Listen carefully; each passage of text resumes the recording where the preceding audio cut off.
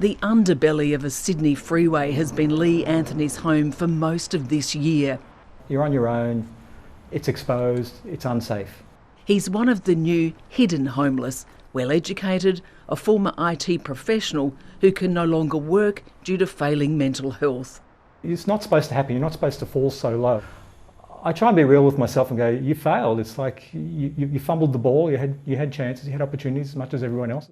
A roll of the dice on life also led former nurse Jasmine Taylor to the streets in the sugarcane city of Bundaberg.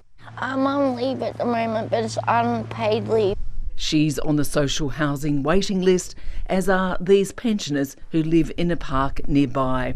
I was very, how do I put it, I was very dubious to the homeless. I used to tell them to get off the behind and go and get a job and they won't be homeless. But when I got put homeless, I opened my eyes up.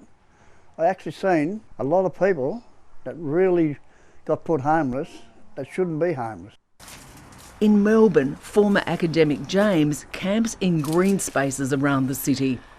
His relationship broke down during COVID and he struggled to find anywhere to live when the lockdowns lifted.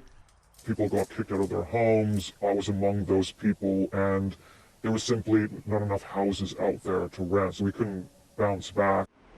The 34-year-old says many of the streeties he meets are just like him. 9 in every 10 homeless people I've personally interacted with have come from the same situation. They are where they are because of relationship breakdown. They were like the average Aussie. On the Gold Coast, not far away from units with million-dollar ocean views, there's another story of despair. Here, hidden on the side of the road, is Katie Blackman's makeshift bush camp. I try not to allow it to get to me, but I have my moments.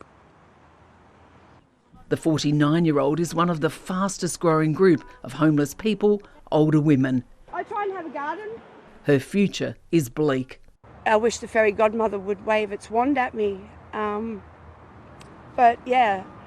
The situation on the ground is the most serious that I have seen. The level of financial deprivation, the acute and chronic mental anguish and distress, because people simply cannot now make ends meet. I'm here in Brisbane, where mini tent cities like this one keep popping up.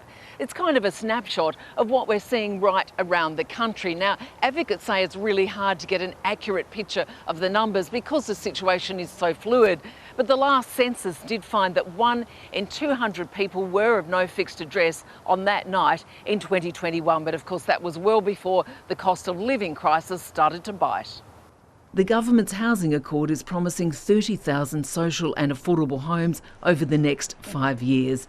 Advocates say we need 10 times that, and we need them now. We are here today in 2023 with this situation because of bad policy decisions and failures over the last 30 years. After 4 months on those Sydney streets, Lee finally has somewhere safe to live. It's my lucky day. He's been handed the keys to a 1-bedroom public flat. Starting to mentally identify that, hey, this is my little place now. I've actually got a place for myself now. Wow, to me, it's literally like winning the lottery. Big change. So wonderful to happen. I wish it would happen for everyone is the challenge. All the homeless people need such a change. There's no furniture, just his old blow-up mattress, but it's a start. Lexy Hamilton-Smith, ABC News.